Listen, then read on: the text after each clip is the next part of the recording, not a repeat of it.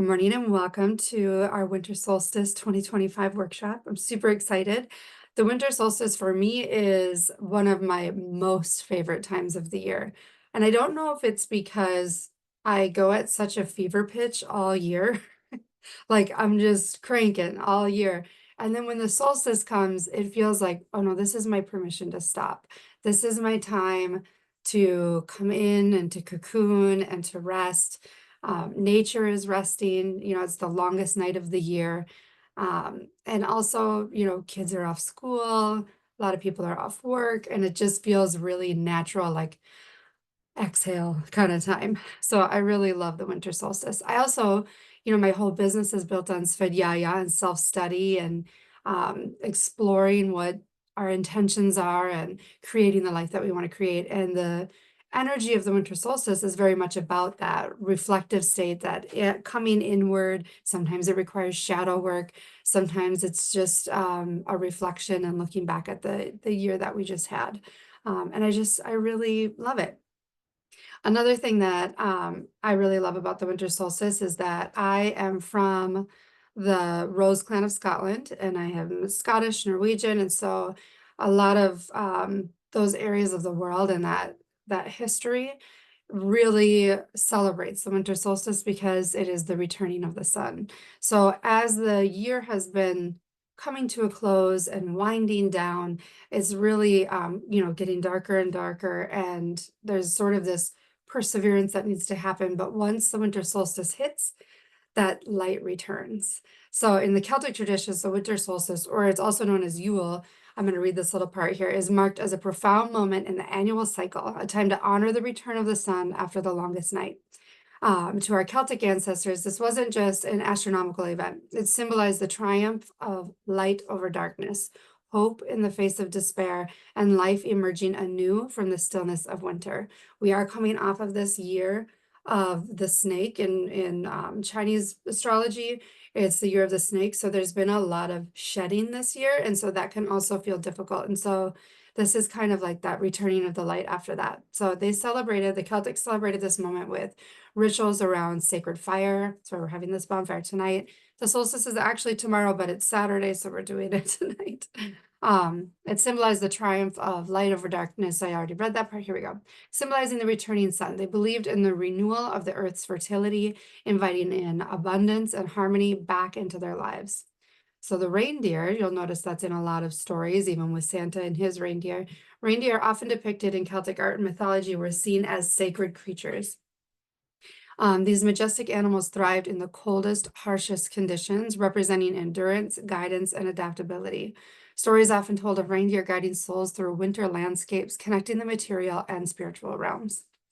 In Celtic cosmology, this time also invited introspection, as we were talking about, a shedding of what no longer serves us, the year of the snake, and an embracing of what the new light may bring. It was a time to gather, to celebrate, and to prepare for the lengthening days ahead. So the winter solstice, a lot of times too, we think about like this is a time of planting seeds, right? Planting seeds within ourselves, with our intentions, and also planting literal seeds. I'm not going to plant seeds until probably March, or start seeds until March. I thought about doing some now that have like a 260-day life cycle, but I don't know if I even want to commit to those plants.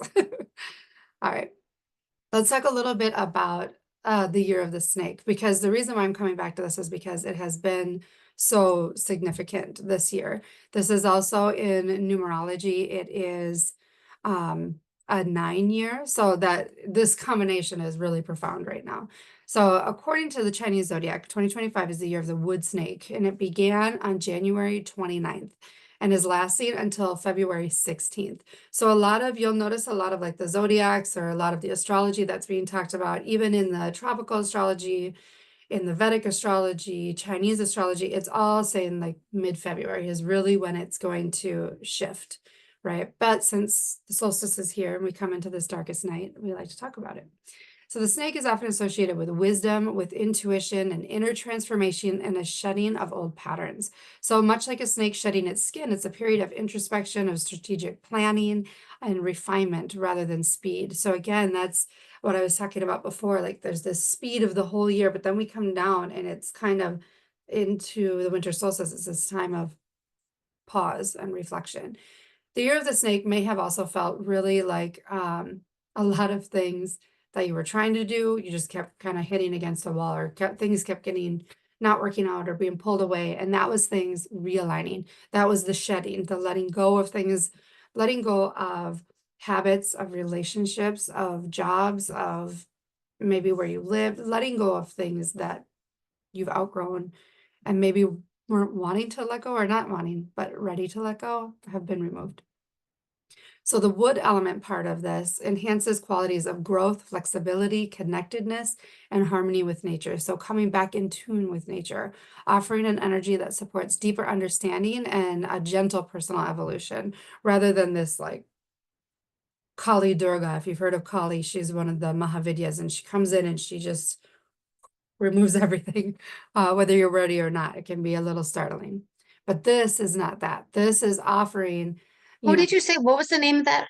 Kali That Durga. Kali Durga. Thank you. It's Kali, and then Durga, Durga. And Kali Durga is one of the Mahavidyas. So one of the goddesses in the Hindu traditions. Thank you. Yeah. Yeah, when she comes in, ooh, I led a retreat. Patty and I, a friend of mine, we had a retreat, I don't know how many years ago, 3 or 4 years ago, because we were leading these fall retreats. This year we took a break, the year of the snake, right? And but we had a Kali night or a Kali day. We talked about three of the Mahavidyas, and one of them was Kali. And we did yoga and meditation to bring in this energy of Kali. And then I taught a mala making workshop. And that day was so intense because a mala making workshop, when you're hand knotting your own mala, can be really intense anyways. Every time you tie a knot in your mala, you're untying a knot within yourself, and that can be uncomfortable sometimes, right? And then we compounded Kali in there. I've never had a crabbier room in my life. It was kind of, I laugh. It was intense, but it was exactly what it needed to be. So anyway, that was a little side story about Kali coming in. Okay, so back to the snake. As the year closes, we can see that snake's energy is inviting us to release what no longer serves us emotionally, mentally, spiritually, and creating space for what's to come next. So in that year of the snake, it also coincides with a numerological year of 9. So in numerology, it adds up to the single digit 9, 2 plus 0 plus 2 plus 5. This is known as the universal year of 9, representing completion, release, transformation, and letting go of outdated patterns. It's like the harvest and the closing of a cycle. So everything that we have been working through in the last 9 years, we are harvesting now, or we are shedding and releasing as well. So just as the snake energy involves shedding of old skins, the 9-year energetically supports that clearing, the surrendering, and integration so that the new beginnings are possible. So we're at this threshold of letting go of 2025, and then all of this shedding and all of this letting go and all this transformation. Let's talk a little bit about now what 2026 is bringing in. So 2026 is the year of the horse. So very different energy than the snake. So following the snake, the Lunar New Year in February ushers in the year of the horse. So the horse isn't quite here yet. That's that middle of February I was talking about. The horse brings in this very different tone of forward momentum, independence, confidence. You can feel the strength of this horse, the action, and visible progress. It's a year that encourages us to move boldly, to express ourselves, and take those seeds that we've planted during 2025, the seeds, the new that's coming in, and run with it, right? And bring it into action in 2026. So where the snake has taught us that depth and that refinement, the horse invites in this expansion and outward expression of who we've become in that shedding, or who we're still becoming. Because remember, it's mid-February. There's a lot of transition happening right now. Also, this is a numerological number 1 year. So 2 plus 0 plus 2 plus 6 brings it to a 10, but then you have to bring it down. The 1 and the 0 is a 1. So we're ushering this fresh universal year 1. This is the beginning of a new 9-year cycle. A year 1 symbolizes new beginnings, leadership, independence, fresh identity, and bold steps forward. So same as the horse. I think this is absolutely beautiful, this divine alignment of the snake and the horse, the 9 and the 1. this absolute shedding and letting go to this absolute new beginning and action. And here we get to run with it, right? So it supports launching ideas, starting new chapters, and embodying the lessons that we harvested in year 9. So in practice, this is a year that asks us, what are you starting now that will shape the next 9 years? So this is a very big turning point, even more so than any other. We have the winter solstice every year, right? We have the New Year's, we have the spring equinox, all of this cycle of death and renewal every single year. And this year carries this extra weight of the snake and the horse and the 9 and the 1, which is really beautiful. So the winter solstice is astrologically significant as well, as the sun moves into Capricorn at 0 degrees. So marking the start of a new season and symbolizing fresh ambition and determination. Capricorn is ruled by Saturn, so it encourages us to reflect on our responsibilities and our long-term goals, which is why the energy of reflection, goal setting, and all of that can really be beneficial during Capricorn, during January, and during New Year's, because of that Saturn energy influence that's in there. But the action that's taken on that, like we talked about mid-February, but then also spring equinox is like the nature's new year, is when everything comes back to life, right? And that's kind of more so when the action really is taking place. Because a lot of times, we get into this idea of New Year's where it's like, okay, January 1, boom, here we go. Goals, doing it day 1, day 2, day 3, and we're hitting the ground running, when really nature is still asking us to reflect. Whenever I have a new project or a new idea that I'm trying to launch, or when I'm working on a bigger piece like a healer talisman for somebody, I have this time that I call marinating time. I need this to marinate for a little bit. So I'll get a new idea, I can write it all out. Before I take action, before the first step is taken, it needs to marinate. It needs to settle into my body. It needs to integrate. I need to really feel it out. This also has to do with my human design, because I'm a manifester and I'm emotional and all this kind of stuff. That's a whole nother workshop. That's a whole nother retreat. But definitely needing it to marinate and integrate before taking that really fast, deep action. So the reason why I tell you this is because if you're setting all these really big goals during this really big transformative time of the snake to the horse, the 9 to the 1, don't feel bad if that action doesn't happen immediately, right? We get so hard on ourselves of like, oh, January 4th, here we are. I already screwed up. And it's like, it's not about that. Let this be a slow, gradual integration. Remember, these intentions are going to carry us over the next 9 years. So how can we let that really seep in and marinate into ourselves so that it can carry us that full 9 years? If we hit the ground and we're like, boom, go, and it hasn't really integrated, that's when we get into these kind of disconnected patterns, right? From our goals to our actions. Okay. Does anybody have any questions or any reflections or any thoughts about that before we move on to our next thing? Because we're gonna move into a guided meditation, but does anybody have you guys been feeling this? Has the year of the snake been feeling snaky? Been feeling sheddy? Yeah, for Does it? me, absolutely. I just got laid off at the end of October with the big target after being there for 23 years. And so I'm thinking, what do I do next? I don't know that I want to do the same thing. So this all is like super, super relevant. And like I haven't even been looking yet. I wasn't going to start until, after the holidays and stuff. So that that the whole, the shedding and the what do I want to do, and kind of not expecting anything to with spring, which is kind of what I was planning on anyways and stuff. So taking that time to figure out what my next step is. And yeah, this is super, super helpful. See, I love that. And isn't it amazing, like how astrologically aligned it was too? It blows my mind.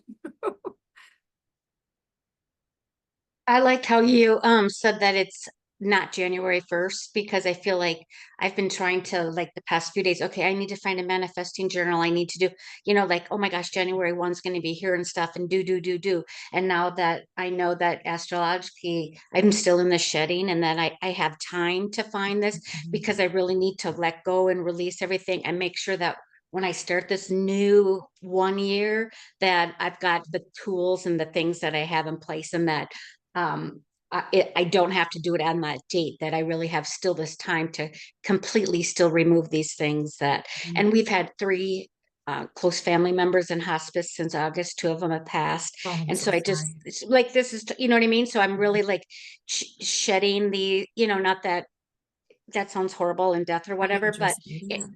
Yeah. it's been a lot and stuff. So it's Mhm. giving me permission to kind of just let, it's done now. And now it's time to, change my focus on me and my health and how I'm gonna, uh, do the next 9 years. You know what I mean? It's not just one. It's because I feel like I have a lot of big things I want to do, and I really can't get them all done in this next year realistically and stuff. So it gives me permission to Yeah. to do it in, progressions or steps or whatever. So yeah, right on. I did have a question. That Capricorn is ruled by what right now? Saturn. Saturn. Capricorn is always ruled by Saturn. Oh, always. Okay, thank you. Yep. So we all have ruling planets. Like I'm a Virgo, so I'm ruled by Mercury. So is Gemini, that kind of a thing. Mhm. Yeah, because I did a birth date astrological thing and stuff, and so I haven't really had a time to dig into it yet and stuff, but I did have a lot of Capricorn stuff in there, so that's cool. Thank you. Okay. Yeah, that's wonderful. Yeah, and a little bit more about that Capricorn season. It was funny because I was talking to a Capricorn last night, and we were talking about the energy of Capricorn and Saturn and things like that. And remember that we're moving into Capricorn like tomorrow, and it's gonna last until like January 20 something. I don't know the exact date. It's like the early 20s of January. And that the energy of Saturn is very structured. It's very I want to say masculine, because masculine has that like structure, that rhythm, that 24-hour cycle, versus like more feminine is like go with the flow and this kind of thing. Um, but Saturn and this whole month provides the energy to really lay that groundwork and that foundation for those 9 years. And so that's why, yes, like you said, we don't have to have this ready by the first. I mean, oh, talk about pressure.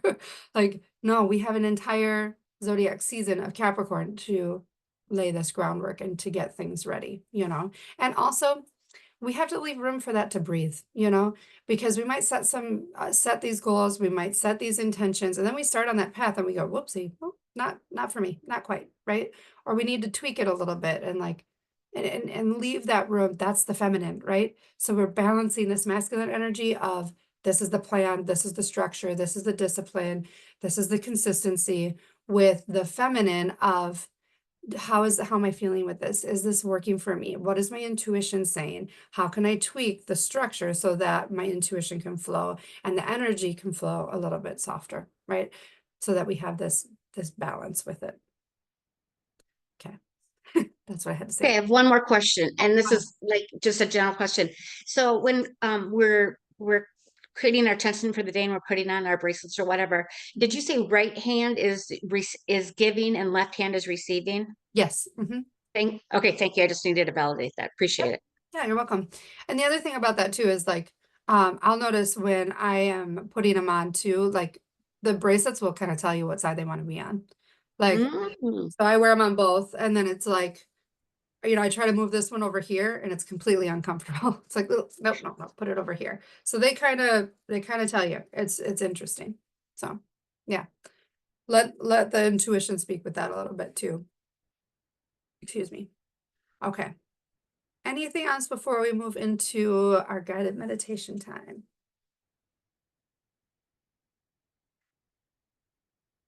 Okay.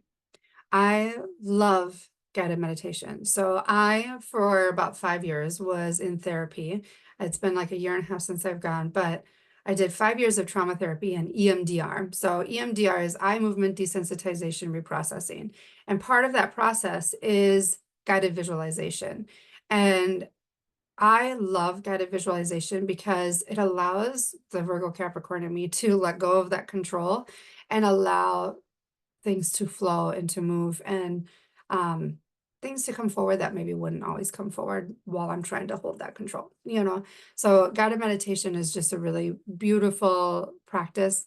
Also, when people are like, I'm trying to meditate, but oh, I can't sit still and sit in silence.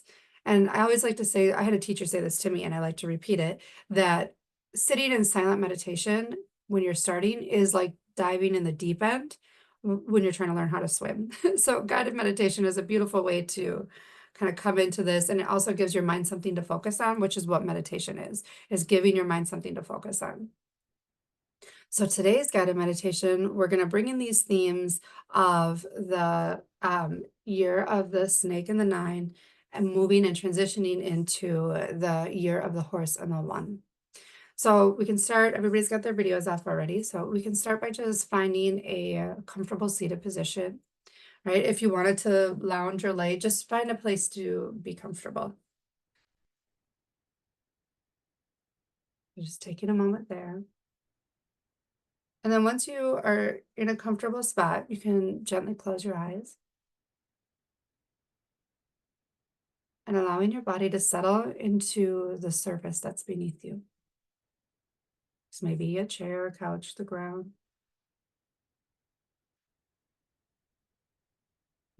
Allowing your body to settle and really feel where you're being held.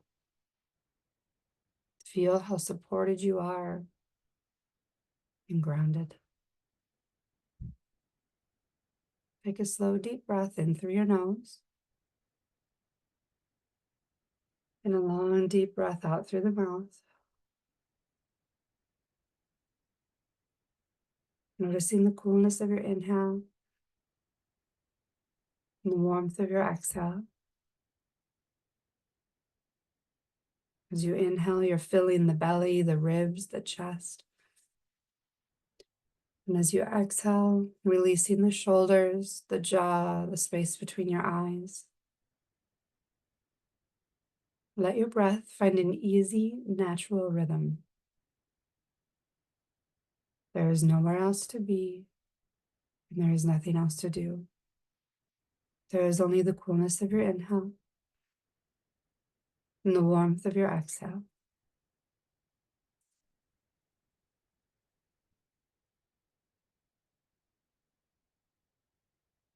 So, standing at the edge of night. The sky is dark and velvety, still. It's the kind of darkness that feels quiet, but not empty. This is the new moon, the sky with no visible light,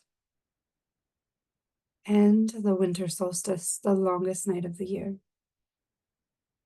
Allow yourself to feel what it's like to pause here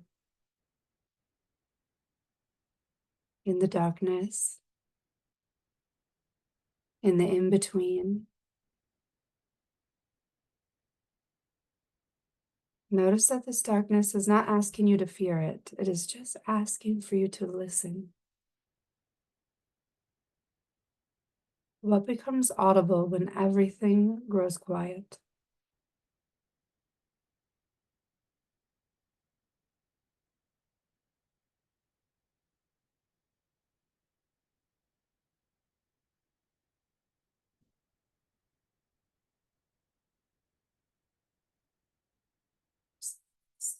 Space for a few breaths, trusting that the darkness is not an ending.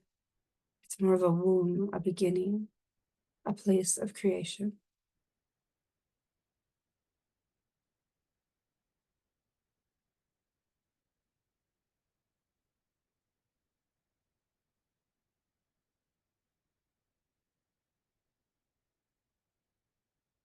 Now imagine that beneath your feet is warm earth. You are safe, you are supported. In this space, imagine the presence of snake energy, not as something outside of you, but as a wisdom within your body. Snake reminds us how to shed what has grown too tight, what no longer fits the version of you that is now emerging. Bring your awareness to your body. Is there a place holding any tension, fatigue, or heaviness. Without forcing anything, simply notice. Now gently ask yourself silently, what am I ready to release as this cycle completes?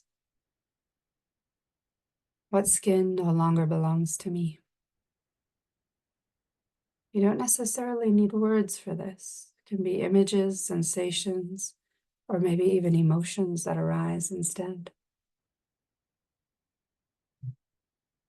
Imagine these old layers softening, loosening, and sliding away with ease. This is year 9 energy, the energy of completion, of honoring what has been learned and letting go with gratitude. Take a breath in. And as you exhale, imagine releasing what no longer needs to be carried.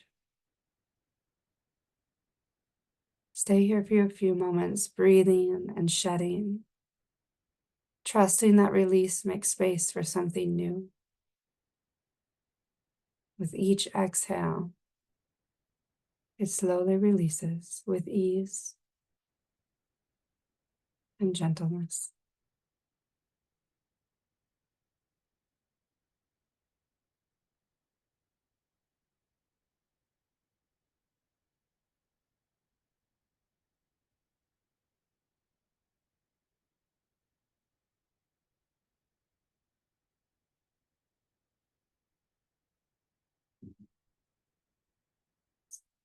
Back in the breath. In the distance, you notice the faintest glow on the horizon, just a thread of light. This is the moment of the solstice, the exact point where darkness reaches its fullest and light begins to return.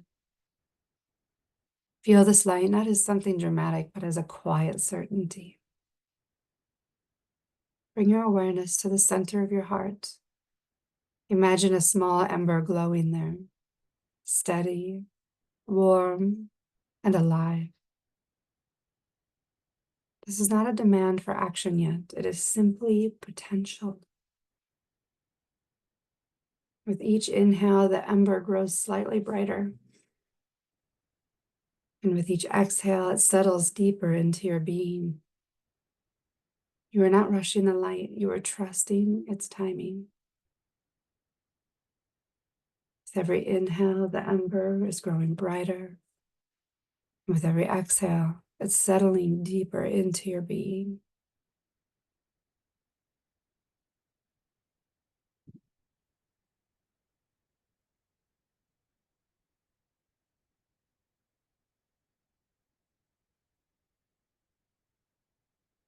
As we embrace this light that is growing within us, imagine now that the time begins to move forward. The ground beneath you opens into a wide open landscape. You sense horse energy, freedom, momentum, confidence, and forward movement. Feel this energy in your body. Perhaps it's in your legs, your spine, or your breath. Horse energy doesn't overthink, it moves because it knows. This is the energy of year 1, the beginning of a new 9-year cycle. Ask yourself gently, what wants to begin through me? What am I ready to step toward? Again, allow whatever arises, no forcing, no fixing.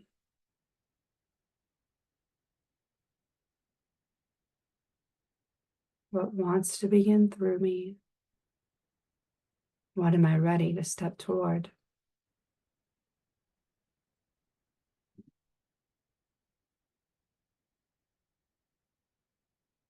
Imagine taking one step forward in this landscape, just one.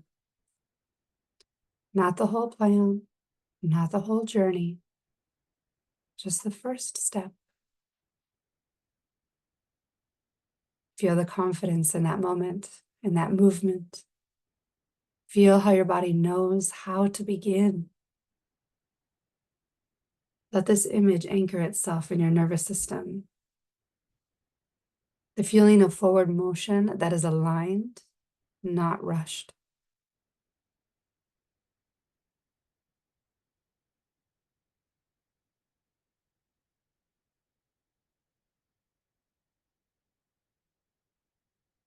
Now bring your awareness back to your breath, to your body, to the space that you're in.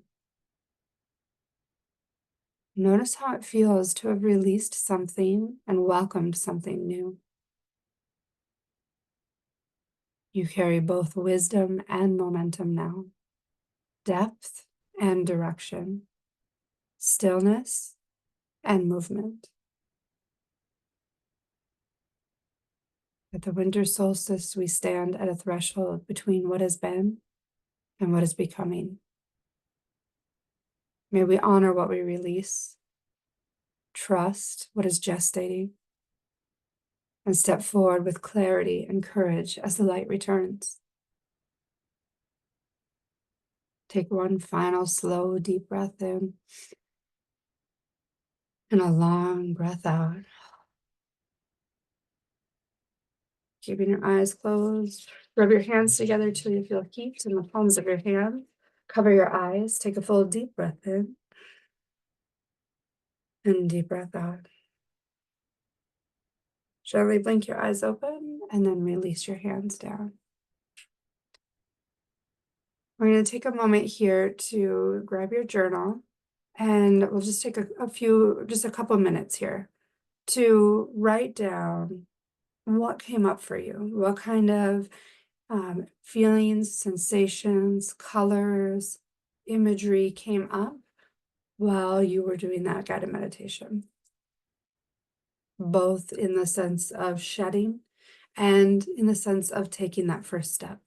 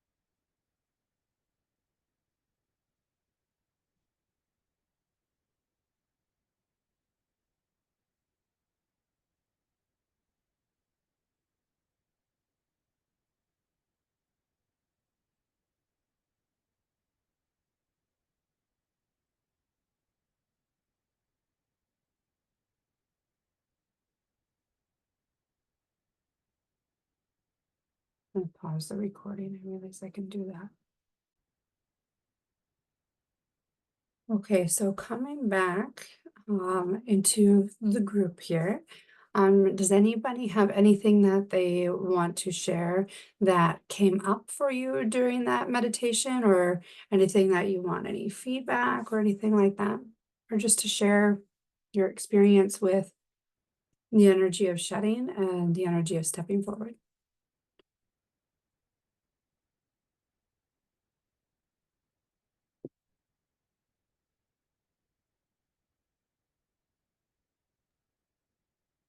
So I did a like energy healing for the full moon a couple weeks ago, and I was actually we did it in a horse barn. Oh, And how crazy, right? Like, and then we you took, if you wanted to, you could take off your socks and shoes, and how I put my, and it was still cold or whatever and stuff, but how now when I look back, how grounding that felt to me, and how and then just going to the horse and just having just a few minutes of just, that calming. And then I had no idea it was going to be the year of the horse. So when I was reflecting on that, and then just what I doing that energy healing, and I'm just like, wow, like all these pieces that I didn't even know about are like coming together in the order that they need to be. Huge. And yeah, and how just I feel like I've really let go, and now I really feel like I'm ready to see what's going to unfold in my life in the next years, and I don't have to do it, just in the next year. There's 9 years, and that just gave me a lot of peace and stuff. So that was just amazing. So thank you, Jess. I love it. Um, yeah, Thank you for sharing that. Yeah, I have a business coach, and I was at a retreat as a participant for business owners. And we were talking about goals and, our big vision and thing like that. And she says to me, she goes, the reason why you feel so stressed is because you have a 5-year goal that you're trying to do in 1 year. And the piece that came over me that was like, oh, it's allowed to take 5 years. It doesn't have to happen right now. Like that just, yeah. So I understand that piece, and it feels so good to just give ourselves space, to allow things to unfold the way they need to. Absolutely. And how beautiful that you got to spend time with the horses. Like, where was that? yeah, it really is amazing and stuff. If you want to, I can give you some information and stuff about, because she does a lot of things like that and stuff, and just, Yeah, um, so, just like when do you get to be around a horse and you know, yeah, get some, because it was in the barn where we did the whole thing and stuff. So just even just their energy and stuff. And so yeah, it was cool. So yeah, if you want yeah. some info, I can send it to you. Yeah, please do. That'd be great. Thank you. Did anybody have anything else that they wanted to share or similar experience? Yeah, for me, I feel kind of all over the place. Like, because I didn't like choose to leave my job. It was forced, Yeah, they took it away from me. So it's hard to let go. So I'm still working on that. But then also, like I said before, I don't know that I want to do this. The thought of starting over, doing the same thing, but learning a new company and new systems and mm, stuff is a lot. But I also have this whole, like, so my job is like really like numbers, systems, whatever. But I also have this whole creative side to me that hasn't been, you know, I haven't had time for in the last, several years and stuff. And do I mhm, want to move something, towards something more like that? Like I've been feeling pulled to something more with or with people or kids or like something that can't be replaced with AI, like something meaningful that actually will make a difference in people's lives. And just but figuring out what that is taking the time now to kind of try and figure out and maybe even try different things, yeah. volunteering or whatever, kind of see what fits. Absolutely. That's a good idea. The trying the different things. That's part of what I was saying about the like we can have this structure and yes, this is what I'm going to do and this is how I'm going to discover. But then yes, there. And when you take that first step, let it unfold and let it evolve and try the many different things and see what's in alignment. Because there's you can start on a path and then go, oh no. I mean, I have a degree in apparel design. I flew out to New York for a career fair and was like, I'm gonna live in New York City. I'm gonna be a fashion designer. And I got there and my whole body went, oh no, I don't want this. So, you know, there's a lot of different things that can happen. But we have space and time to let that unfold. So it's beautiful. Anybody else? Just want to leave space in case there's anything wanting to be shared.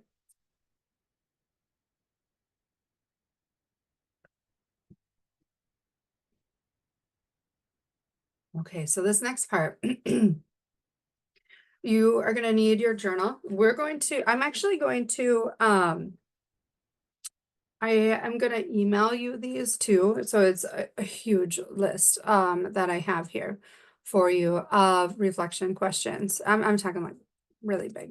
It's a year in review parameters, right? So for both professional and personal, there are 10 categories for each one. So 10 categories for professional and 10 categories for personal. Under each category, there are 3 journal prompts. So this is going to be something that you can work on over maybe this Capricorn season or maybe you sit down and hammer it all out in a day, whatever, is going to be aligned for you. But I just want to kind of go over these questions. We're not going to like take the time to fully answer them, but just to hear them out loud and see like if we're noticing anything in your body. If you have a your journal with you, which we just had for journal prompting, and something comes up, make a note of it, okay? Or if I ask a question and your body goes, "Ooh," and feels something somewhere, make note of that, okay? So we will start with the professional, right? So financial performance. So this for me, this is like professional or business. This is more so, well, this is for anyone, any professional, okay? So financial performance is the first category. What were my total revenues and expenses this year? So that can also be, in your life. Which areas of spending were most beneficial or detrimental to my growth? And how can I increase profitability next year? So these are very much the reflection ones, right? And then thinking ahead. So one second here. I just thought of something. One moment, please. Hold on.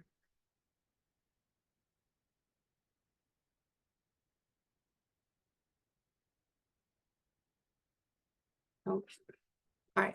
Because I was thinking, wait a second, these are all the review questions, and I thought I had visioning questions too. I think I do. I got to find them. So one second. I will email those to him. So then the next one is client satisfaction. What feedback did I receive from clients this year? Or this can be, higher ups or who you report to kind of thing. How did I address complaints or issues effectively? And what steps can I take to improve client retention? I think what I'm going to do, just because of the time, is I'm just going to read through the categories. So the next one is productivity and efficiency. So we'll be looking at tools and systems, workflow, that kind of a thing. Team development, the people that surround you, how did that go? What skills and resources for the team, that kind of a thing. Marketing and branding, marketing strategies that are most effective. And when I say branding, this can be you can be you are your own brand, really, in whatever situation that you find yourself in. That's also like when I say brand, that's like purpose, right? Sometimes when we talk about, this is important, when we talk about finding our purpose, our dharma, right? We have to remember that it is not a role that we inhabit. It is not a job title, job description. It is not a relationship, mother, daughter, sister, friend, that kind of a thing. It is who we are when we show up to whatever role we inhabit. That's your brand, right? Or your purpose, your dharma, when you show up, okay? And then in this last year, innovation and growth, what kind of things did you experiment with that went well? What didn't? Work-life balance. Did I maintain that healthy balance between work and personal life? And then reflecting a little bit on that. Networking and relationships, which professional relationships strengthened, and what can you do to expand strategically next year? Learning and development. What new skills or knowledge did I acquire? And there's a few other questions there for that. And then vision and long-term goals. How did your business or your profession align with your long-term vision of your life, right? So that's more of like the professional business side of things, or that side. And then we come up into our personal side of things. So our health and well-being is category number one. So how did I prioritize my physical health this year? Your mental health. How can you create healthier habits in the new year? And then number two is family relationships. How did I nurture these relationships in my family? What can we do to strengthen? There's deeper questions with it. Friendships and social life. And how did you maintain and grow your friendships this year? Where could you have been more present? Where are things needing to change and evolve? Personal development. What books and courses, that kind of a thing, did you push outside of your comfort zone? Are there skills that you're looking to nurture in this next year? Maybe creative endeavors that are coming up, right? And then home environment. How did your living space impact your mood and your productivity? And then there's more for that. And then time management. How did I balance personal and professional commitments? Were there distractions and things like that? Spirituality or inner peace. What practices brought me a sense of peace and purpose? I'm going to read all of these ones. How did I connect with my beliefs or values? And how can I deepen my spiritual or reflective practices this year or next year or the next 9 years, right? Hobbies and passions. What hobbies brought me joy and relaxation? Kind of talking about those. Celebrations and gratitude. What milestones? My coach, he said that a lot of times we have something called accomplishment amnesia, especially when you are looking to create and to evolve and transform and grow and build. We forget how much we've already grown behind us, right? So taking a moment, just what milestones or achievements did I celebrate this year, or should I, or can I celebrate now? And then how did I practice gratitude throughout the year? And how can I bring more joy and acknowledgement into my everyday life? And then challenges and resilience. What were the biggest personal challenges I faced this year? And how did I overcome adversity and grow stronger? And what lessons did I learn from my setbacks? So these questions are ones that I will be sending to you. So because that was like last year, we went through questions like that and it was the whole hour because we sat and took time to do it the whole hour. But I really wanted to do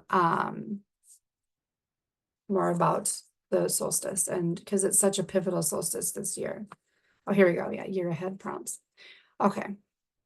Excuse me. So the year ahead prompts, we have both that same thing. So professional and personal. We have all the same categories, but 3 different questions. So we're talking these journaling prompts, this practice, this deep reflection in this transition from snake to horse, 9 to 1, right? We have, let's see, 10, 20, 40. We have 120 journaling questions. So this is not like a, hey, I'm just gonna kind of think about this and jot some things down. This is like a deep dive into all these different categories of your life, professionally, personally. How do they come together? What was the year behind? What is the year, the next 9 years ahead going to look like? Or would you like them to look like? So these journal prompts are going to be really powerful practice over the next few weeks to kind of dive into that. So that being said, that was kind of a lot in a very short time. Do you have any questions about those journal prompts or anything that came up at all?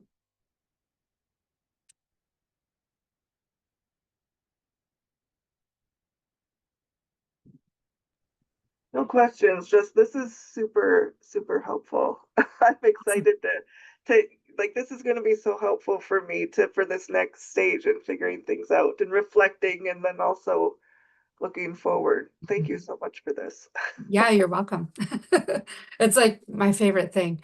This is reflection and visioning. I'm like, yes, and creating, but also knowing what you're creating and where you're coming from. Because sometimes when we're like, oh, I'm going to go on this big journey. Okay, but what's your starting point? What are you working with? It's the balance of the two. So I love it so much. Thank you. I'm glad that it's been helpful. So that is all I have for you today for the Winter Solstice workshop, specifically like the knowledge sharing portion of it. I do have this deck of cards that I really like. It's this little mini one called Druid Wisdom, Musing and Inspirations from Druidic Landscapes, kind of Celtic to sort of go along with our Celtic theme of the winter solstice. And I was wondering if either of you would like me to pull a card for you. Sure, I'd love to. Okay. Yeah, me too. Okay, perfect.